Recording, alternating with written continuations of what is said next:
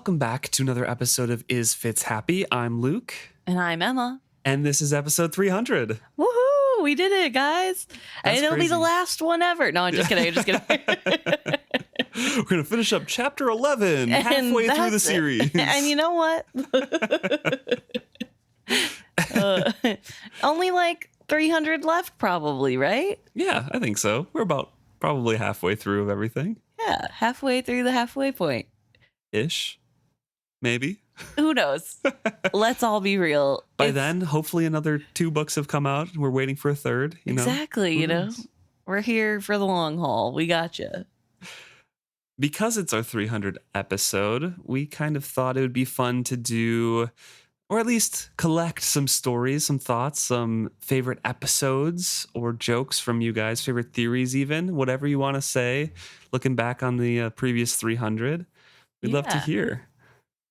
Yeah, we would love to know what you guys like. Why have you been listening for 300 episodes, Like, what makes you want to stay? We know why we're still going 300 episodes. It's because we love this book and we love this community, but... Force of habit only, actually. It's the only reason. No. Only teasing. We love it. We love getting to talk about our favorite book series together and with you all. So send it into our email at isfitzhappy@gmail.com or any of our socials either. Isfitzhappy at Facebook, Instagram, Threads, Blue Sky, Reddit, and YouTube. And if this is for some reason your very first episode listening to us, please also write in and tell us that. I would love to know why you chose 300 to start. Right. Halfway through a chapter. Yeah. But curious minds want to know, Well, we left off last chapter at the worst possible. Yes. We had to give you a little teaser of what was coming. This is part 2 of chapter 11, Tidings from Bingtown. The Fool and Fitz were just about spying on the delegation from Bingtown, and they had just introduced the first gift, which was perfume from, presumably, the Fool's homeland. Yes, which is crazy. Yeah. And just a little detail that one of the few that we get about Beloved's hometown. Yeah, true. But now we have a lot more gifts to give and get through. Yes. A lot more information, so let's get into it. The next gift is a simple set of dangling chimes, such as any garden might hold, save that these seem to Fitz to be made of scaled glass rather than metal. The man kept them stilled with his hand until, at a signal from the parrot man, he shook them. A delicate shiver that still set them to swinging and ringing. Each tone was sweet, and their random pattern swiftly fell into a rippling song. Abruptly, the servant muted them far too soon for me, but then he gave them another tiny shake, and again a shimmering melody burst forth, as different from the first as the crackling of a fire is from the muttering of a brook. He let them play a time, and they showed no sign of stilling themselves. And the servant mutes them again, and it's introduced as, we don't know how many songs these hold. We have never heard a repeat. Yeah, so I hope you'll enjoy it. Mm-hmm. The next gift is a length of fabric, similar in kind but not in hue to the one the woman wore. It's lifted from a small chest, but when the small woman and the parrot man moved forward to take it from the servants, the cloth unfolded again and yet again and yet again until the swath was enough to clothe a long table in the great hall and drape still to the floor. It shimmered when they shook it, moving through shades of blue from deep violet to pale summer sky. Then they folded it effortlessly in a compact square that they restored to the chest. This too was set before our queen.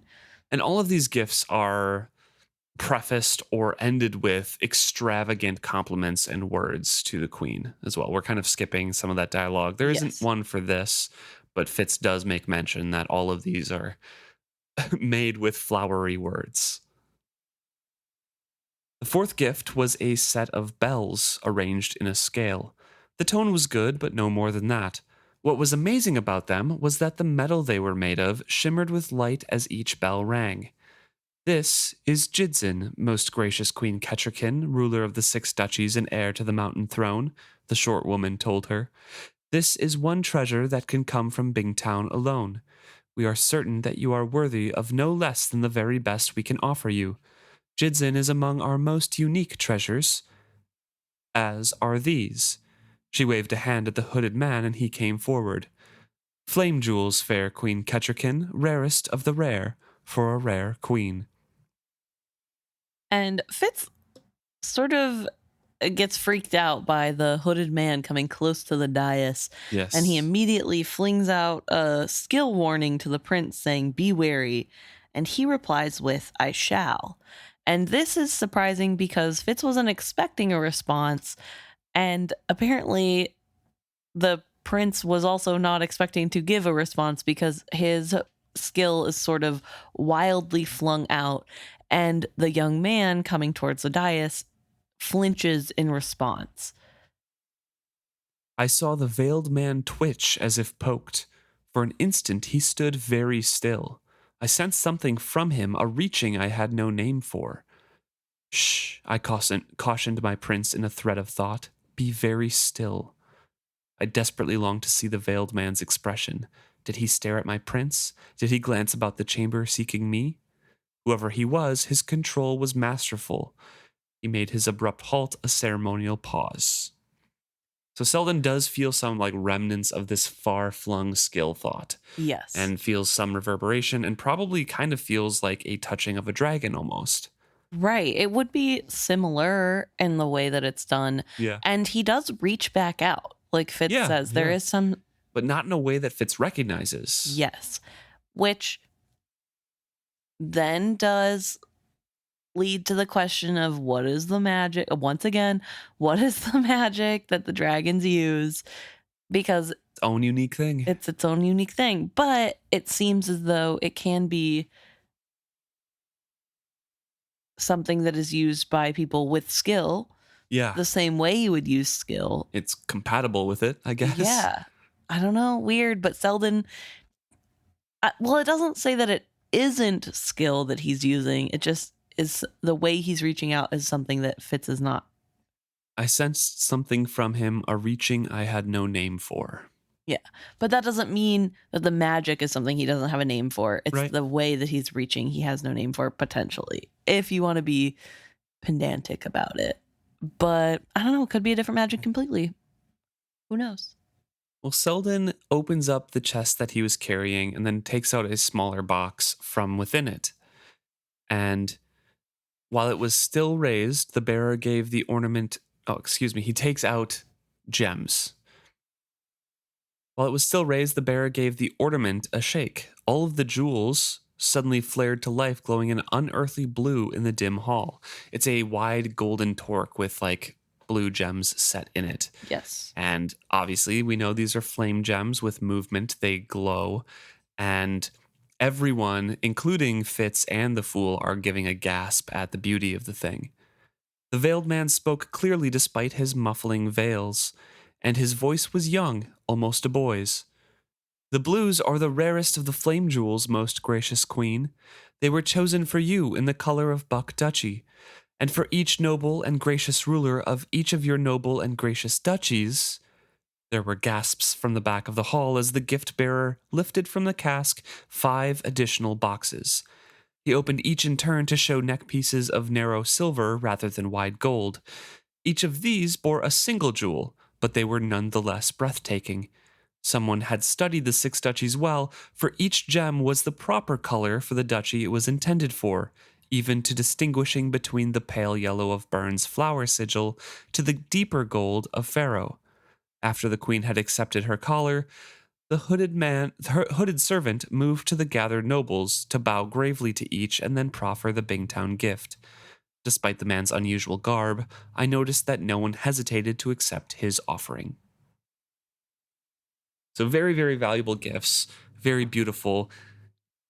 The gifts do what they were intended to do and kind of get them on the Bingtown people's side, and opens up the negotiations with like, all of this and more can be yours if we partner together. Yes, exactly. A good little show of all the cool stuff they have.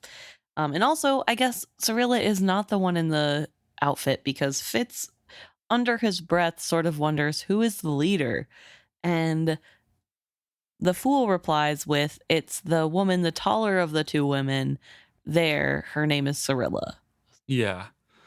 We don't get a description of the other woman at all, though, or what Cyrilla is wearing, I feel like. That's true. But if it says the taller of the two women, Yeah, it's just confusing. Who knows? Yeah, Robin it is. Hobb just didn't write this properly from Fitz's point of view in my mind, because he is very concerned with descriptions of everybody, and we're missing two of the people. Yes, that's true. So maybe this is, I don't know. Either way, Cyrilla is there, which we know because we read the last trilogy. So it's kind of like, oh, hey, somebody we know. The Fool gives a whole kind of summary of Cyrilla, though. She was an advisor to the ruler of all Jamalia, an expert within her chosen area. Hers was Bingtown and the surrounding area. She came to Bingtown under very odd circumstances and has since remained there. Gossip had it that she had fallen into deep disfavor with the ruling satrap and that he all but exiled her to Bingtown. Some say she had made an attempt to seize power from him, but instead of taking her exile as a punishment, she has made Bingtown her home and risen to the status of a professional negotiator for the traders. Despite her bad blood with the satrap, her intimate knowledge of both Bingtown and Jamalia has given Bingtown an edge in its dealings with Jamalia. Shh, I hushed him hastily. I wondered how he knew all of that and wanted to hear more, but his words could wait. And Beloved doesn't really take this super well. He says that he could feel him ferment next to him, but he does be quiet and sort of go back to being cheek to cheek to look in on this going on. Fitz can feel and sense Beloved's excitement about this. There is definitely some suppressed feeling here, and it means more to Beloved than Fitz knows for sure or why it does. But it is something that, again, Fitz puts out of his mind for later. Yes. And also, I will remind us that Amber was not there when Cyrilla came into town. Correct. So she really had to have gotten all of the information through her network of friends that she had in Bingtown and would not know the intricacies of everything happening. Although you'd think that she would have more of an opinion based off of how horrible Cyrilla was to Avestrit, but maybe Ronica never brings it up. Maybe it's not known to Amber that Ronica and Cyrilla had such a contentious relationship to begin with. Amber wasn't really friends with the Vestrits that much. She was friends with Althea. That's true. That's true. And fascinated by Malta a bit, because Malta was very close to dragon things. True. So Fitz hears Queen Kettricken offer thanks, and he contrasts her thanks with the compliments that the Bingtown ambassadors had given before, because obviously it's Kettricken. She is very straightforward and very sincere, but just very straightforward and not as flowery as the others had been. The tall woman, Cyrilla, stood serenely, listening intently to the queen's words. The tattooed woman folded her lips as the queen spoke, plainly holding back some response. The man at her side cast an anxious glance. He was a broad-shouldered, bluff man, hair cropped short and curly above his weathered face. He was obviously accustomed to physical work and to getting things accomplished rather than wading through protocol and courtesies. As he waited for the queen to finish speaking, his fists knotted and unknotted themselves reflexively. The bird on his shoulder shifted restlessly. The other man, a narrow, bookish sort of fellow, seemed more of Cyrilla's cast. He would let Kettricken set the pace for this encounter. And Cyrilla is the one who speaks up after Kettricken finishes speaking, in turn thanking the queen and all the 6 duchies for the gracious welcome. And she speaks on their time against Chalced. The random attacks on their ships that disrupted the commerce, the very lifeblood of Bingtown. The hardships that the war created for the city that relied on trade to feed its population, and she spoke of the Chalcedian raids on outlying Bingtown settlements. I didn't think they had any outlying settlements, I breathed. Not many, but as their population has swelled with freed slaves, folk have been attempting to find arable land. Freed slaves? Shh, the fool responded. He was right.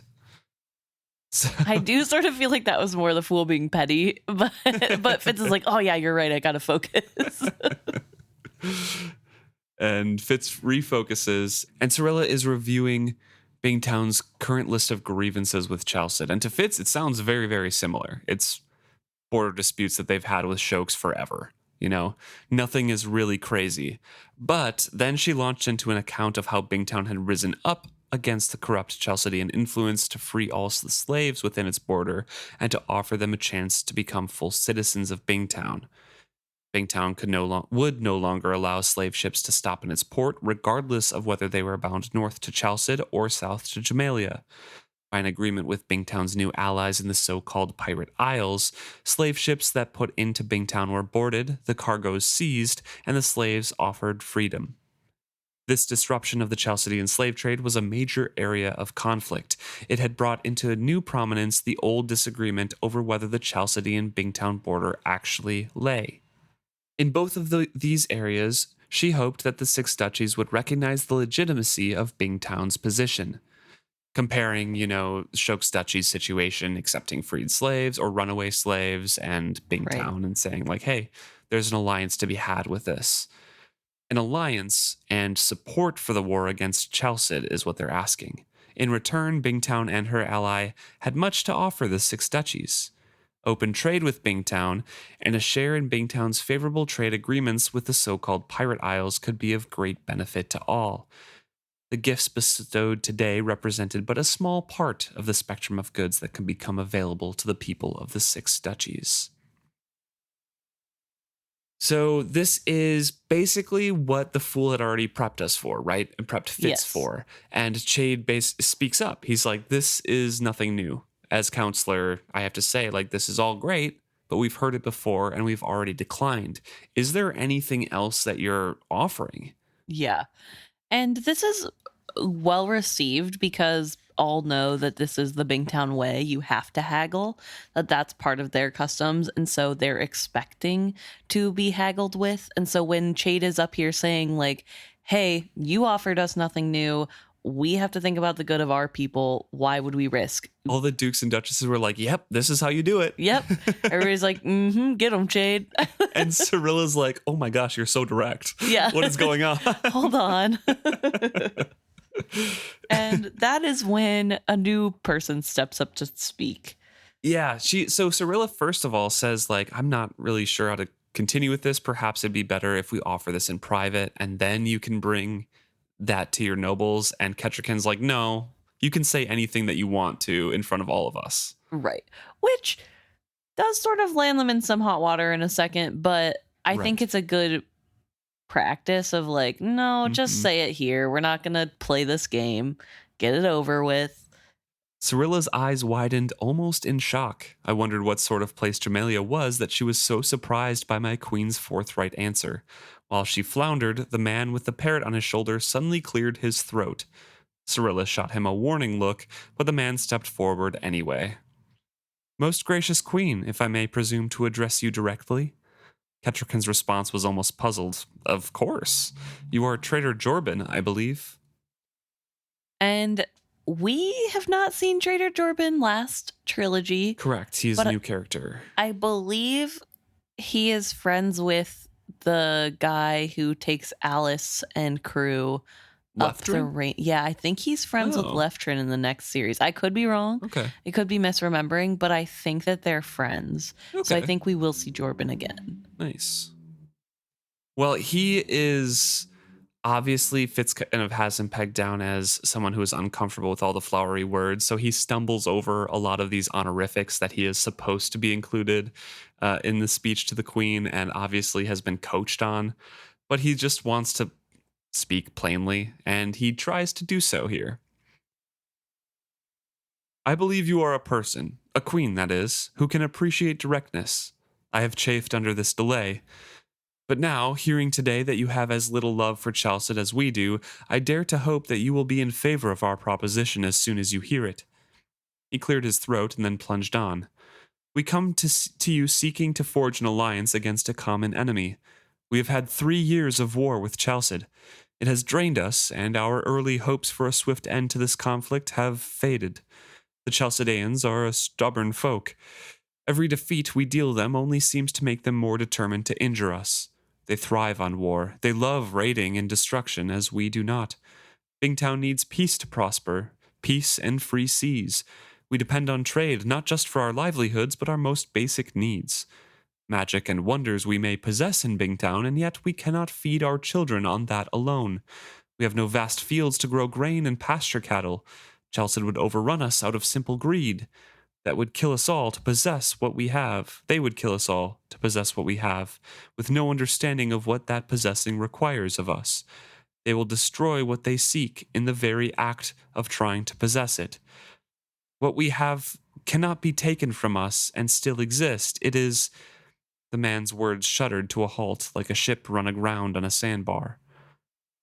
Kettricken waits for a time as if offering him a chance to find his tongue, but the man only spread his hands open, wide and helpless. I'm a trader and a sailor, ma'am, most gracious queen. I speak out of our need, and yet I do not explain myself well. What do you ask, Trader Jorban? Hope gleamed suddenly in the man's eyes as if her directness reassured him. And he continues on, graciously thanking Shokes for occupying some of Chalced's borders and thanks the Duke. And Duke Shemshi nods back in acknowledgement to that. And then he turns back to the Queen and says, we must ask more of this, more than this. We ask your warships and warriors to pressure Chalced, to harry and sink the ships that interfere in our trade with you. We would put an end to the generations of strife Chalced has forced on all of us. He drew a sudden breath. We would subjugate that land completely and put an end to this ancient strife. If they will not abide as our neighbor, then let them accept our rule instead. Cyrilla of Jamelia suddenly interrupted. Trader Jorban, you go too far. Fair and gracious Queen Kettricken, we come but to make suggestions, not to propose a conquest. And Jorban refutes that, saying, no, I'm not making a suggestion. I come to bargain with potential allies, and I seek for an end to Chalced's endless war against us. I will speak plainly what is in many traders' hearts. Let us subjugate the Chalcedean states completely, dividing their territory between us. All would gain. Bingtown would have arable land and an end to Chalcedean harassment. The Duke of Shokes could expand his holdings and have not an enemy at his back, but an ally and trading partner. Trade to the south would open wide for the 6 duchies. Subjugate Chalced completely? I could tell from Kettricken's voice that she had never even considered it. So this is a very, very interesting and different proposal than had been expected, obviously. And it's not something that comes to pass either. Right. And it is interesting because at first, Fitz is pretty certain that he understands everything going on here. He was surprised to learn that this group has been sending letters to the Queen and he had not heard of it. But other than that, he feels he has a good grasp on the feelings of the nation and the Queen and Chade and what they're going to decide. And then as this conversation continues, he realizes maybe he doesn't know as much as he thought. Right. Because at first, when he hears this, he thinks there's no way Kettricken would agree to this because the mountain people are so far away from what a conqueror would be. Yeah. It wouldn't be natural for her to think of conquering another nation. And that's just not who she is. But when Duke Shemshi is all for it, he's like, yeah, this is great. But also include the Duke of Pharaoh and King Aed of the Mountain Kingdom, because we've all dealt with Chalced before. Fitz is like, ooh, maybe there's more to it because Queen Kettricken shushes him, but not very harshly. Yes. So now Fitz is like, oh, is there stuff at play that I don't know? What is the Mountain Kingdom's relationship with Chalced? What have they dealt with? How are they affected by this? And it's so interesting to see the little things that he would know if he had been here the last 10 years. Right. And he just doesn't. And so he's sort of like, oh no, what's going to happen? He's just like us. But Shemshi is very excited by this prospect. This is something that he is thrilled by. I mean, who wouldn't be? He just found out that he might get more land. And interestingly, says that the Duke Pharaoh should also profit from this. Yeah, definitely. Shokes is on the coast, but Pharaoh is also on that side of the Six Duchies. So I think they do have some border with Chalced as well. It's just, you know, a little bit more mountainous and across the lake and river kind of thing.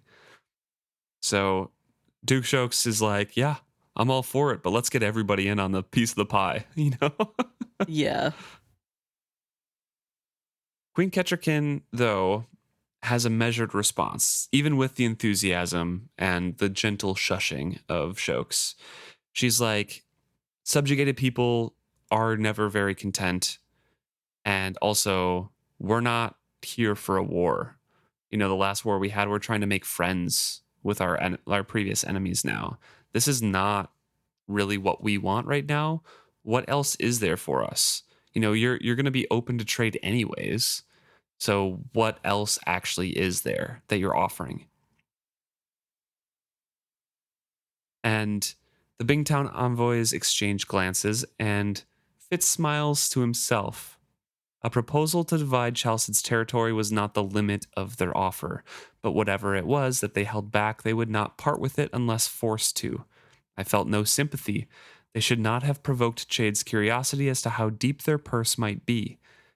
Trader Jorban made a small gesture with his hand, palm up, as if inviting someone else to succeed where he had failed in his bargaining. And then all of the Bingtown merchants step aside, letting the shrouded man stand directly before the queen. Some unspoken agreement had been reached amongst them.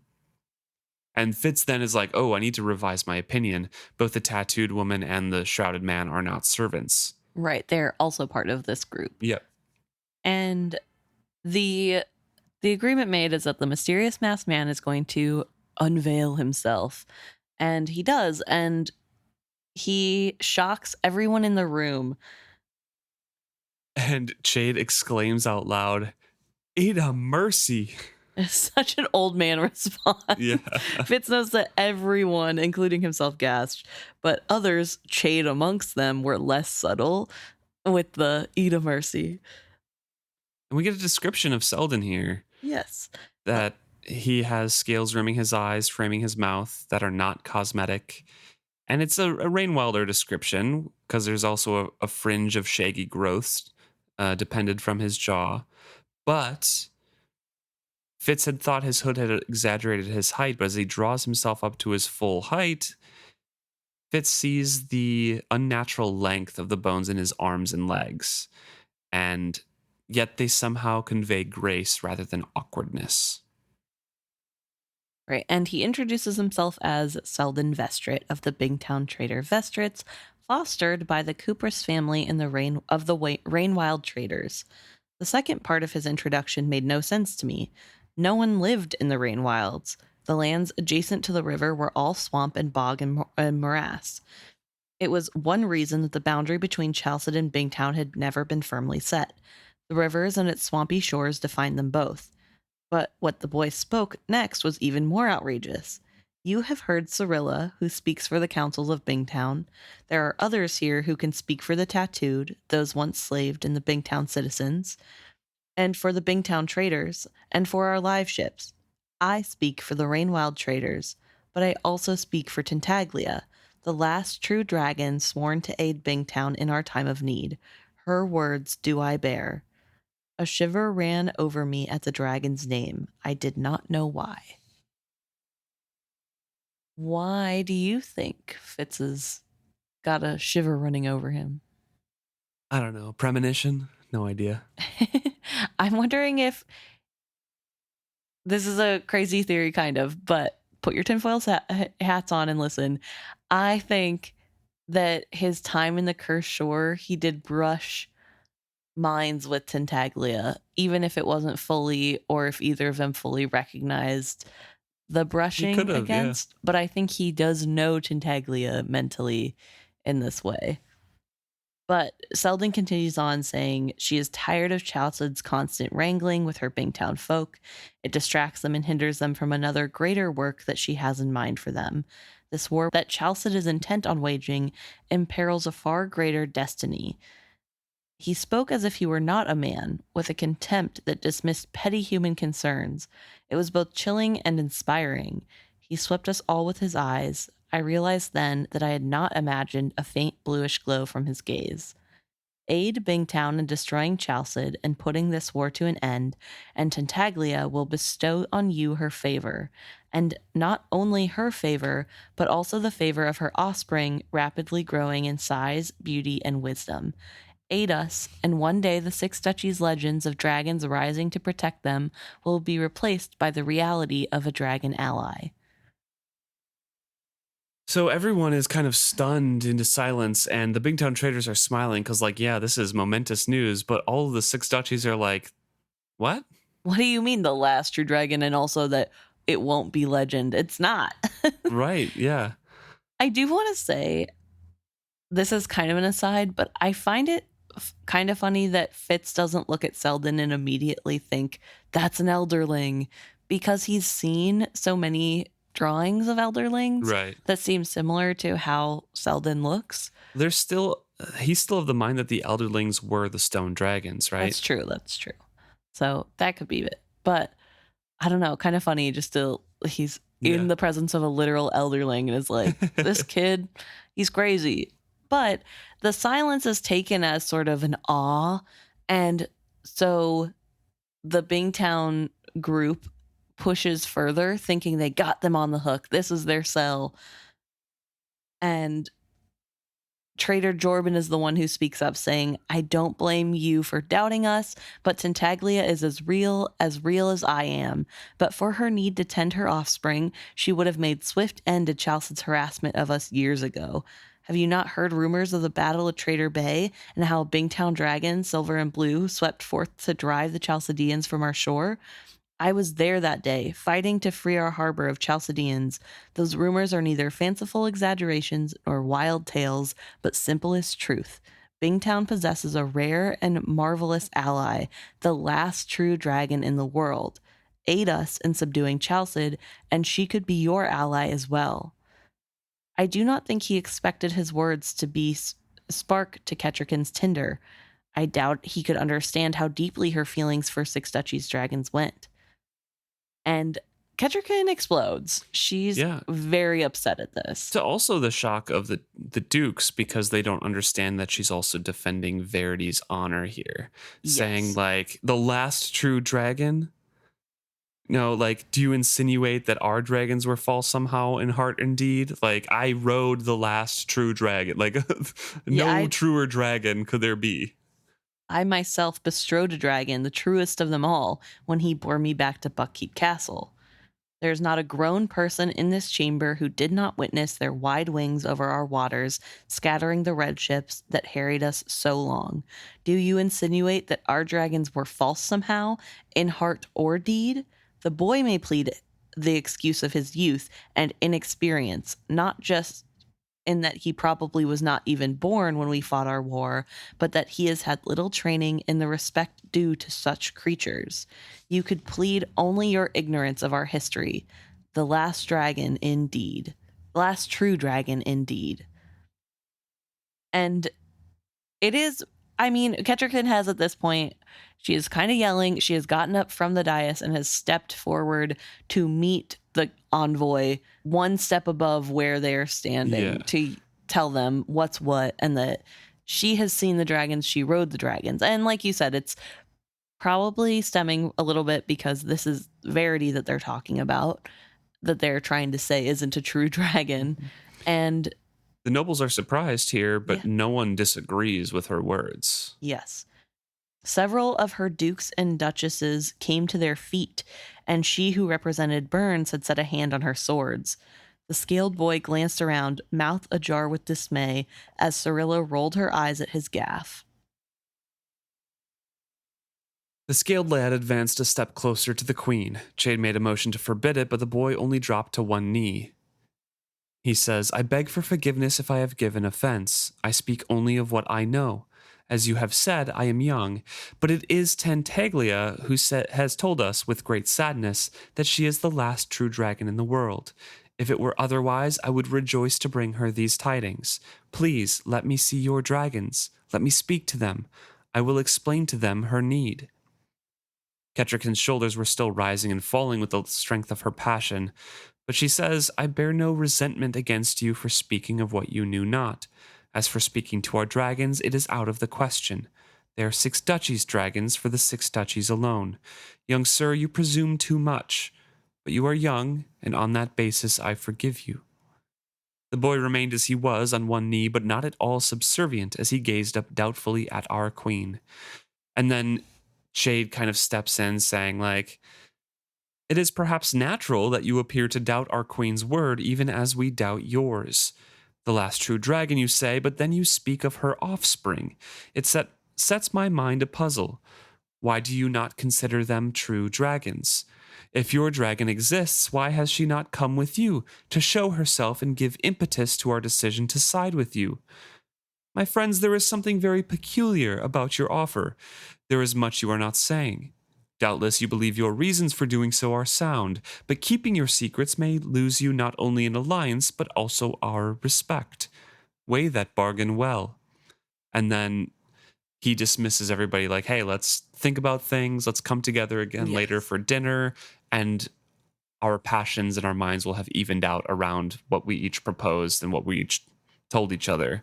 Let's come back. Let's reconvene later. Yeah. And the queen and the prince leave, and Chade stays trying to organize a time with all the dukes and duchesses.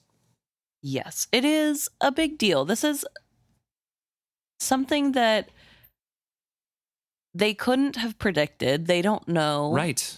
And it is interesting to me that they would think that they could act like whatever they've heard about the dragons flying over the 6 duchies, that's all fake. I mean, I guess Tintaglia, they've seen Tintaglia and she says she's the only dragon left.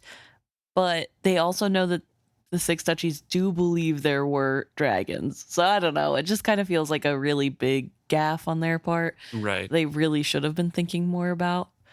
But either way, the opportunity is lost, and it is time for Fitz and the Fool to go back. But Fitz does not take them straight back to the room. He actually stops by Chade's old quarters to have debrief. a chat. Yeah. Yes. And the Fool is overcome by emotion briefly because the chamber has not changed much and he hasn't seen it since that fateful night. I imagine Chade brought you here the night King Shrewd was murdered. He nodded slowly.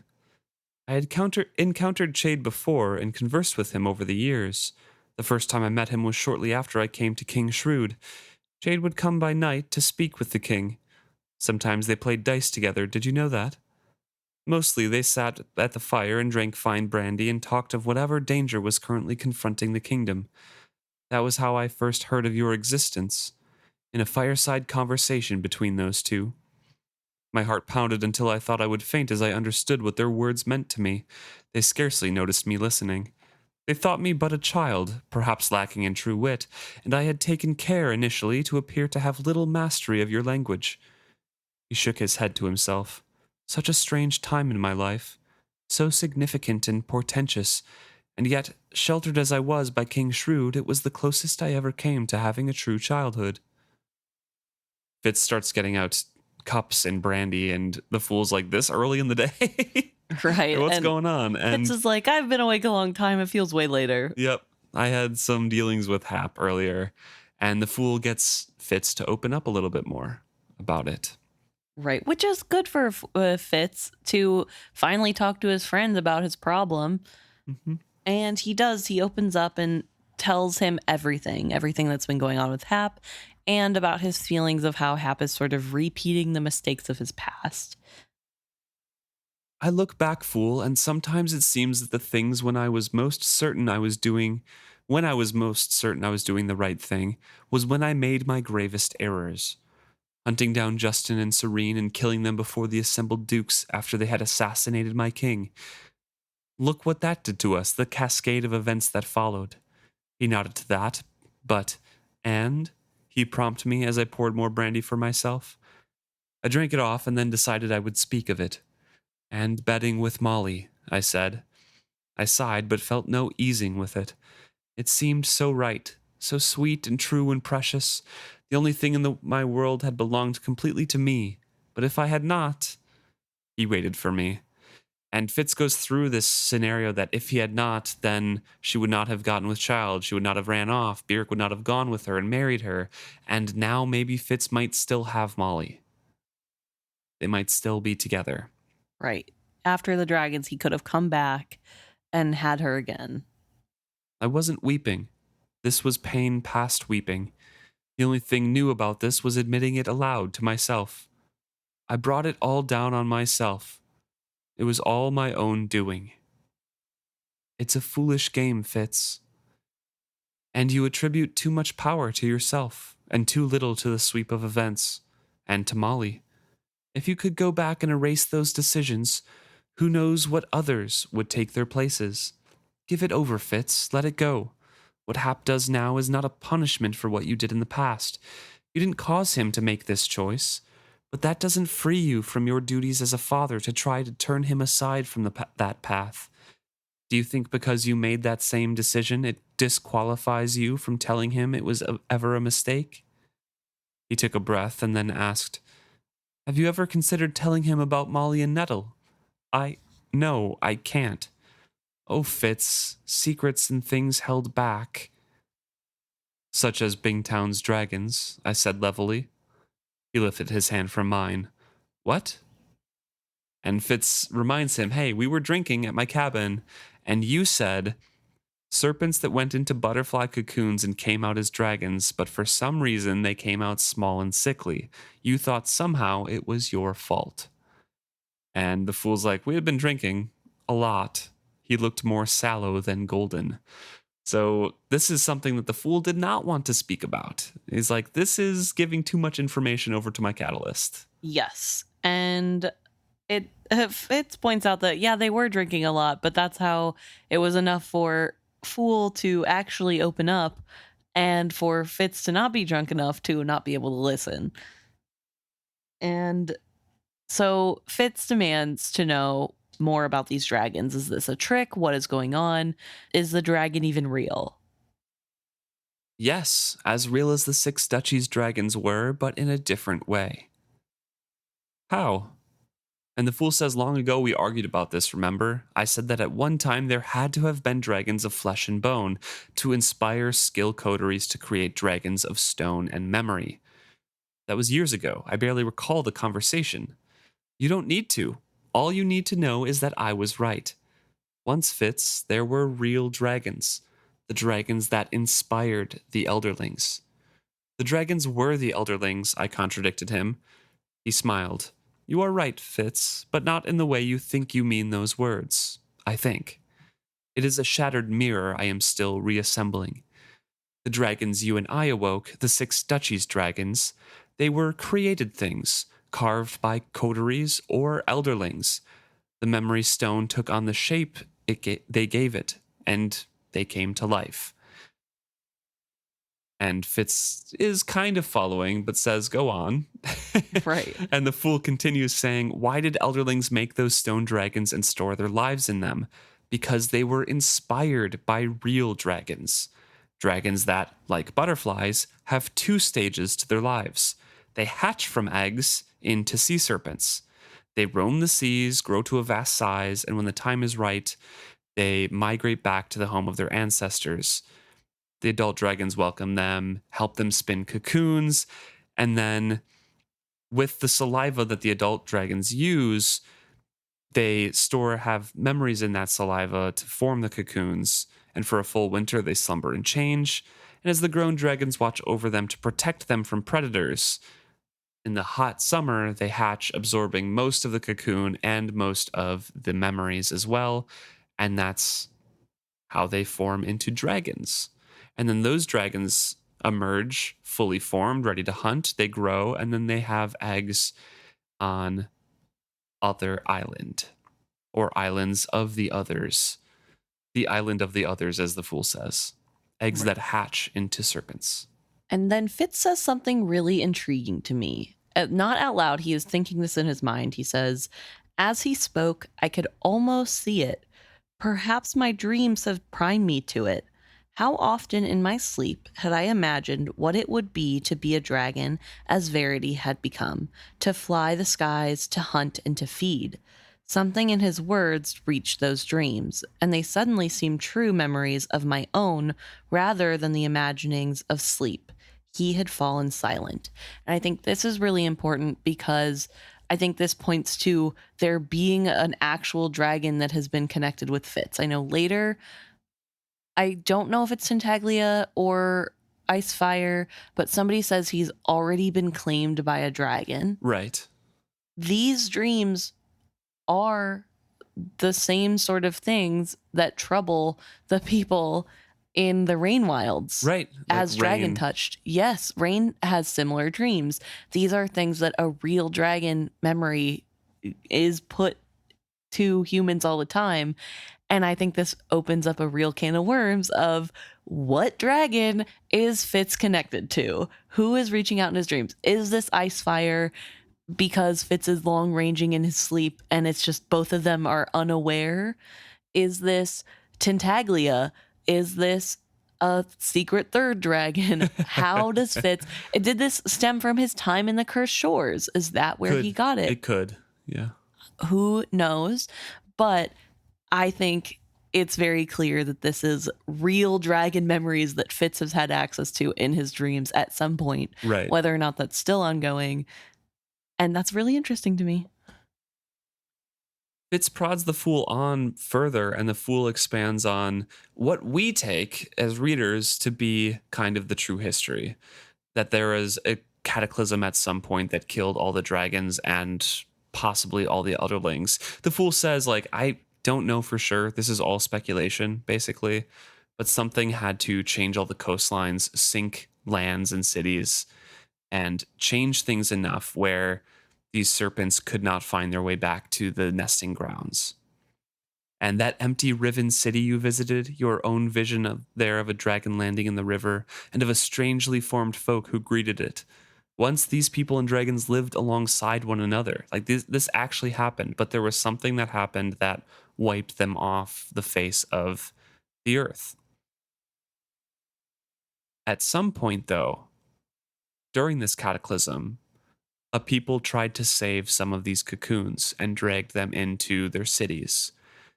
And that's centuries later where another people, an offshoot of Bingtown traders, found them and don't know what they really thought about that, but they used it to make ships. Yes, they're not sure.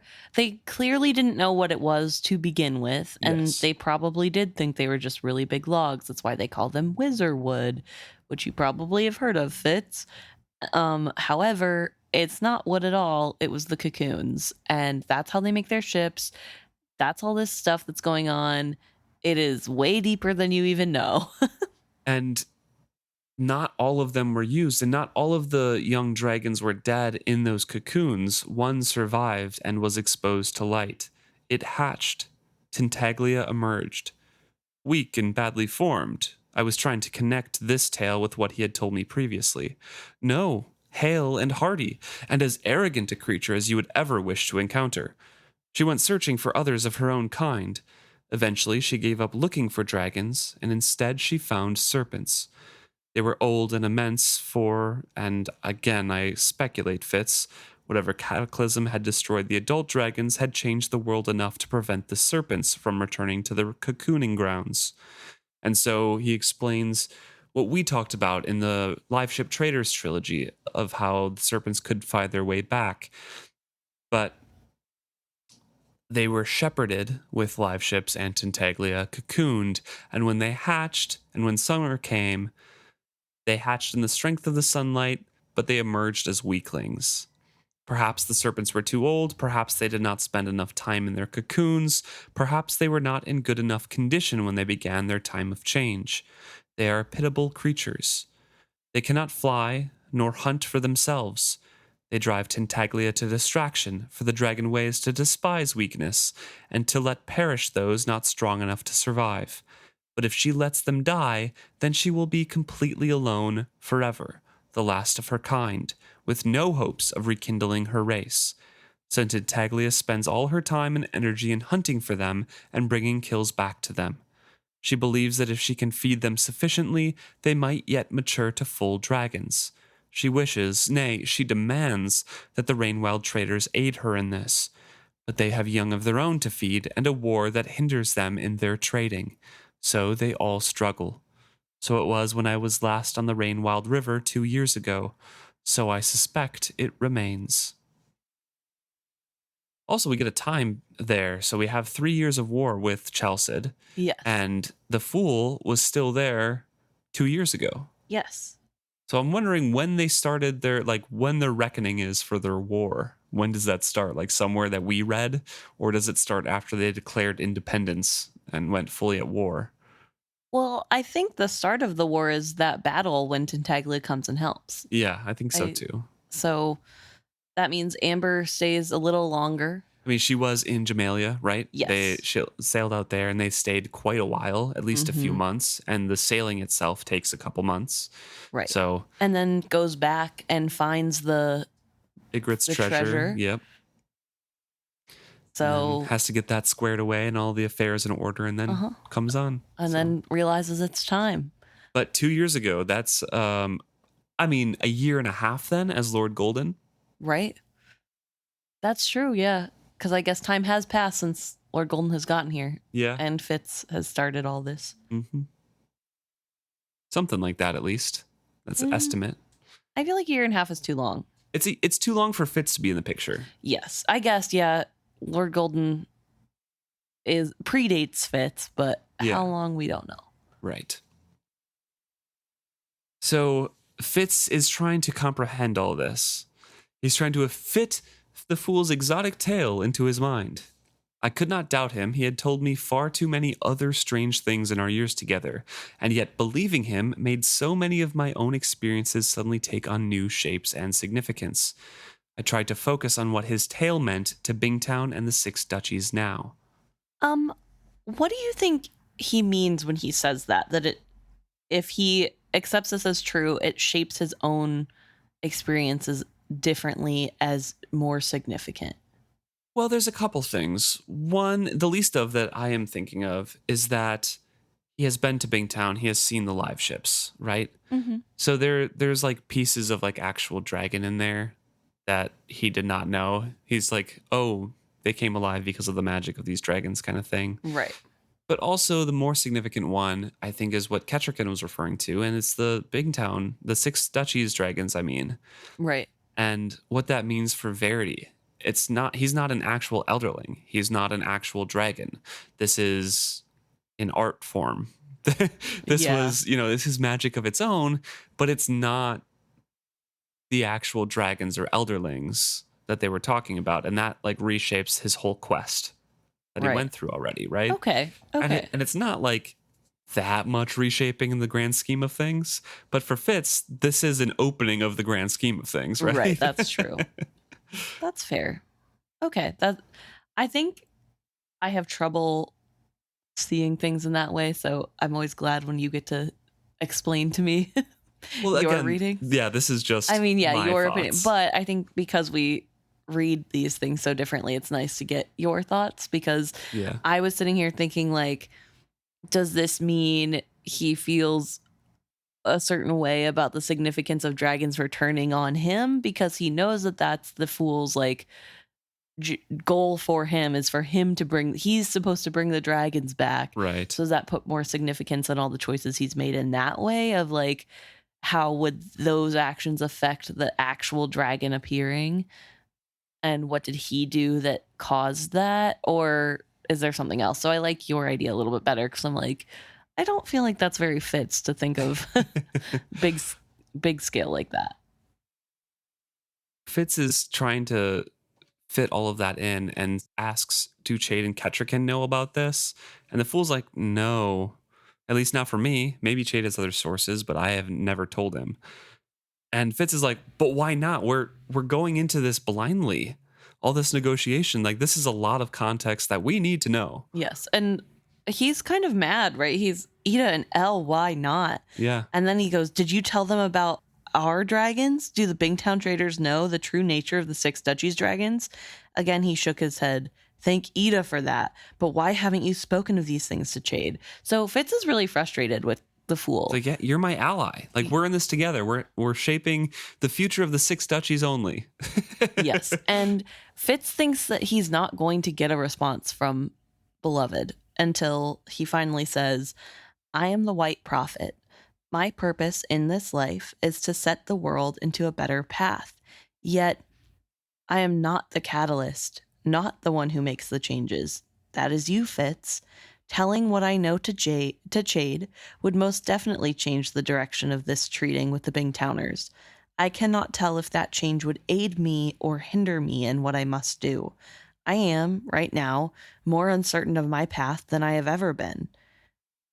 And then he goes on to say, I think I may have made a mistake in Bingtown, and I fear that in my years in Bingtown and other places, that I did not fulfill my destiny correctly.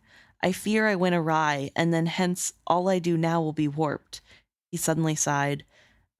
I feel my way forward through time, not a step at a time, but from moment to moment. What feels truest? Up until now, it has not felt right to speak of these things to Chade, so I have not. Today, now, it feels like it was time you knew these things, so I have told them to you. To you, I have passed on the decision, to tell or not to tell. Changer, that is up to you. And Fitz is kind of annoyed by saying, by how you feel, like you're making all these decisions by how you feel. And he's like, how else would I make them? He says his tone was sharper than he intended because hearing Night Eyes' name for him prods him uncomfortably as well. True. So he's a little bit harsh in this. Is this how you always made these crucial decisions? By how you feel? And then he says, and how else would I do it? This is like by your knowing, by omens, by portents, like your magic prophet stuff. Yeah. Which I think this is kind of big because he says, L's balls, man. It could be no more than a bad serving of fish that you're feeling. Yes, which is a really funny response. But I think it's big because Fitz, at this point in time, is not trying to argue whether or not Beloved is a white prophet and he's the catalyst. He's kind of accepted at this point that is the truth, at least to Beloved. Yeah. And so he is operating this conversation as though that is the truth. And he's like, you're some mystical white prophet and you're just basing all this on your feelings. You told me that it's not pleasant to be me, the pebble that changes the wheel from the rut. I'm going through all of this crap and you're doing it based on a feeling. Yeah. Like what's going on? You're supposed to know. Like, you're my guide in this, man. What's going on? So it is. He lowers his face into his hands and he's like, oh my gosh, I have to decide now. Right. And now that's the biggest thing too, is that there's a lot on the line and now all of a sudden it's his choice to make, not Fool's. And so it's a lot scarier now that he's the one who has to make the call because he knows it will change everything. And how is he supposed to know if it's the right time? Like, he's supposed to be the catalyst, but he doesn't know anything. He doesn't have a feeling of what to do. Real dragons, was a share of a real dragon worth a war? What would it mean not to ally if the Bingtowners prevailed and then had a phalanx of dragons at their command? Tell Kettricken? And then there were the same questions, but very different answers were likely. A sigh blasted out of me. Why did you give this decision to me? Because you have handled it well before when I've previously done it to you. Ever since I went hunting for a boy out in the gardens and told him, Fitz fixes a feist's fits, fat suffices. I goggled at him. But you told me you'd had a dream, and so you'd come to tell me it. He smiled enigmatically. I did have a dream, and I wrote it down when I was 8 years old. And when the time felt right, I told it to you, and you knew what to do with it, to be my catalyst even then, as I trust you will now. I will say, this whole idea that he has of sort of like needing to take a back seat, he can't do any actions, is annoying to me personally. Right. Because I feel like, why wouldn't you help? I mean, yeah, you're not the catalyst, so clearly your actions aren't going to be as important or life-changing as Fitz. But as he also said, everyone has a chance to make a difference. Yeah. So why doesn't that include himself? And he still does take actions, and Amber does too, Yeah, especially with like the tattooed and things like that. So there are choices he took, but maybe the results of those choices that he made makes him more skittish now because he right. feels like he failed. Yeah, and I guess that's also true is that he does seemingly feel as though he didn't do what he was supposed to do, which we know he did based solely on the fact that he went through a change. He went from Yes. Amber to Tawny Man. It's so weird though. Like we're doing that, and then in the final trilogy, B gets paler with her changes. So there's like there's something weird going on with that I'm not That like also fully grasping. So maybe B is straying from the right path. I know it could be. It I definitely don't know. could be. But yeah, so I wanted to say that like it seems as though whatever it is, good or bad, a It works change. out. Yes. And it does get to where it needs to be. Like the Yeah. dragons do come back. They are, and maybe it's because it's not as perfect as Beloved expected. I feel like in my reading of this series, Beloved believes that like everything wrong with the world will be fixed as long as the dragons come back, and that all he has to do is like get them back and it'll work out and then it'll like magically be fixed. And I think the realities of that are not as simple and cut and dry as like Yeah. dragons are back, everything's done. It's a lot more that has to go into it. And Yeah. so maybe this was something that was like they felt that their calling was to bring the dragons back and they thought that would fix everything, but it's the reality of there are still more things to fix. It's just out of your lifetime's control. I don't know. Maybe that's part of it too. Hard to say. So the fool trusts Fitz for this decision, and Fitz is like, I have no idea what I was doing back then. No concept of how far the consequences would reach. And the fool asks him, and now you do? I wish I didn't. It makes it harder to decide. He leaned back in his chair with a supercilious smile. See? Then he leaned forward suddenly. How did you decide how to act back then, in the garden? On what you would do? I shook my head slowly. I didn't decide. There was a course of action, and I took it. If anything decided me, it was based on what I thought would be best for the six duchies. Never thought beyond that. I turned my head an instant before the wine rack moved, revealing the passage behind it. Chade entered. He looked out of breath and harassed. His eyes fell on the brandy, and without a word, Chade walks over and grabs Fitz's glass and downs the brandy. Yes. And Chade is here. So Fitz doesn't feel like he's making decisions, and now it feels harder because it feels like it's more of a decision. And it's crazy because Fitz does always end up making the right choice, it seems. I mean, whenever it's Catalyst, Yeah. like a Catalyst choice. I don't know. Chade is here and he is stressed out. Yeah, he's asking, or he says, I thought you two would be hiding out here. And Fitz is like, we're scarcely hiding. We're just having a conversation that we knew would be private. So that's good. And Chade's like, oh man, that would have been nice with Kettricken and I. But folk are already talking and the kettle is already simmering about whether or not to ally with them and join their war with Chalced. Let me guess, Shokes is willing to launch the warships tomorrow.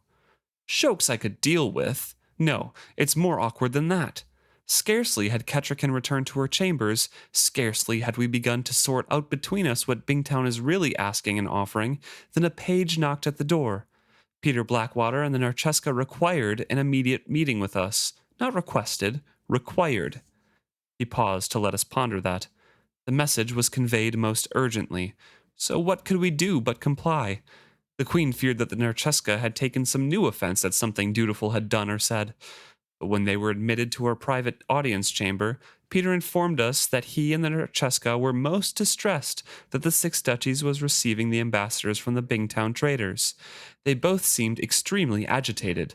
But the most interesting part was when Peter declared firmly that if the Six Duchies entered into any sort of alliance with those dragon breeders, he would terminate the entire betrothal. Peter Blackwater and the Narcheska came to you about this, not Ark and Bloodblade, I clarified. At almost the same moment, the fool asked with intense interest, "Dragon breeders? Blackwater called them dragon breeders?" Chade glanced from one to the other of us. Bloodblade wasn't there, he replied to me, and to the fool, "Actually, it was the Narcheska who used that term." Very, very interesting, Yes. because that is a secret that has not gotten out as far as the fool is aware, especially beyond the Six Duchies to the Out Islands, because he has not heard that rumor in the Six Duchies at all. Not Right. really, besides his own tidings. So having dragon breeders as a term that they're using, the fool's like, huh, That's interesting. that's interesting. That's of note. Yes. Thank God he's here to catch on to Clarify. things. Yeah. Mhm. But also, I do want to point out that it seems as though Chade a little bit messes up his telling, because he does attribute something that Narcheska says to what Peter is saying, and then Yeah. And then clarifies it was the clarifies that it Narcheska. was actually the Narcheska. So that's an interesting little slip up there.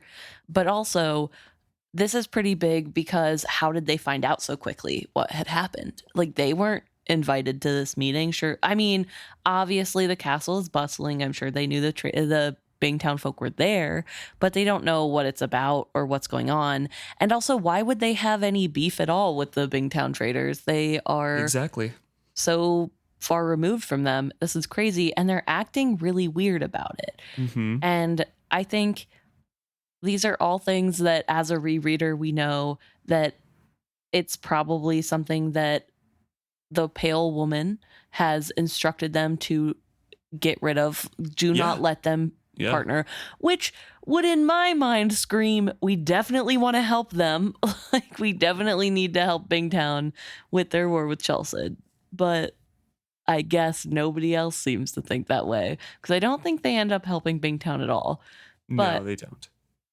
in this moment, they have a very stern reprimanding from Peter and the Narcheska. And this is pretty big deal, because why are they acting like that? Why are they acting like they have any say? They have a right. And that is exactly how the queen responds. She said, Chade says that he's annoyed that she had the response she did, but he sometimes forget that she is also a mother, and she probably was thinking about the disrespect the Narcheska had shown her son just the day before.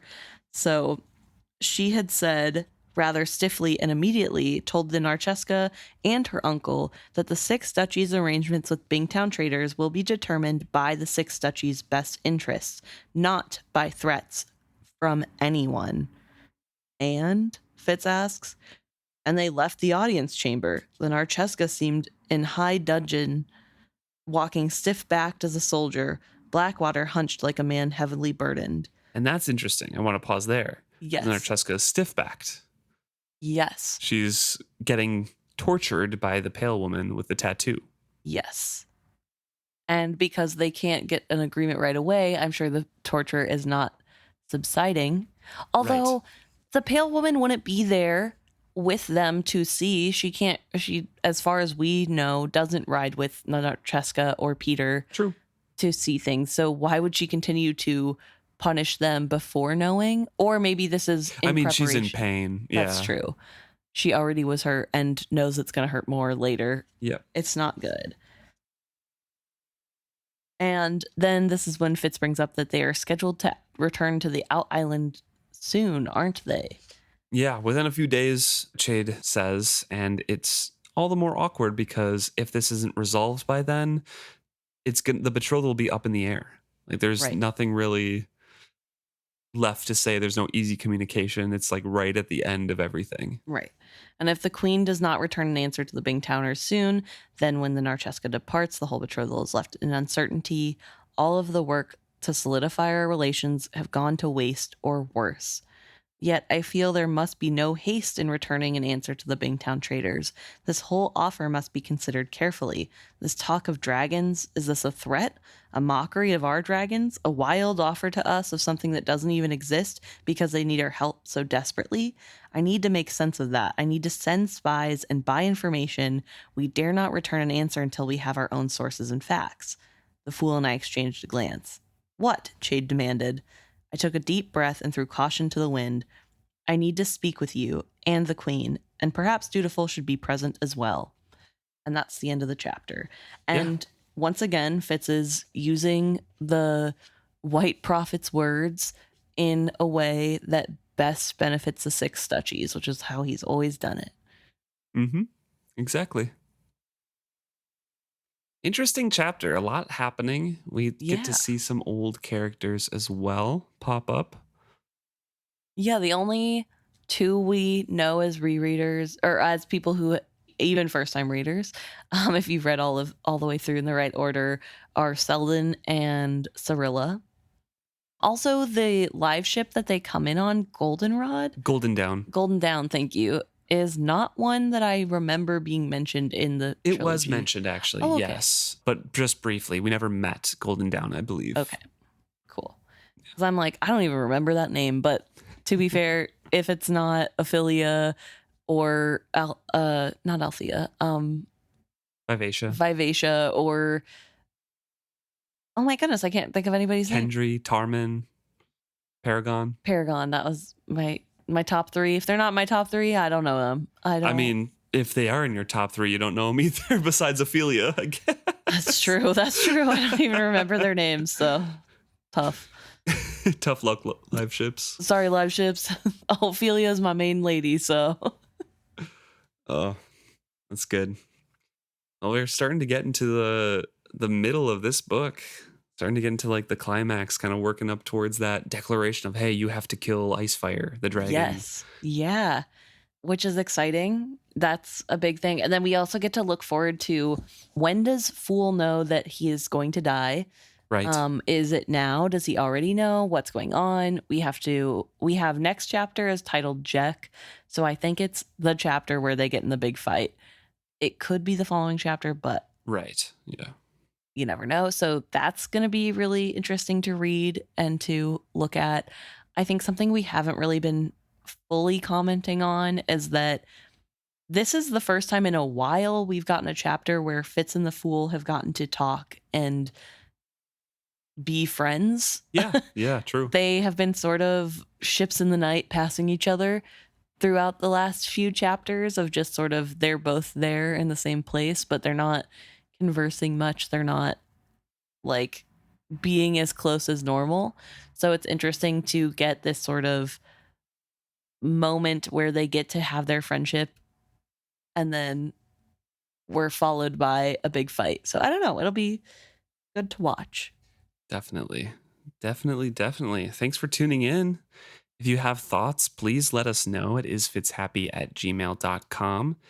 Or as always, you can comment or message us directly on any of our social medias, where you can find us at Facebook, Instagram, Threads, Blue Sky, YouTube, and Reddit, or it is Fitzhappy at all of those as well. So look us up, let us know what you got going on in your life, what you're thinking about the books, pictures of your pets, all the good stuff, tattoos, jokes, memes, Anything. Thanks very much. See you next week.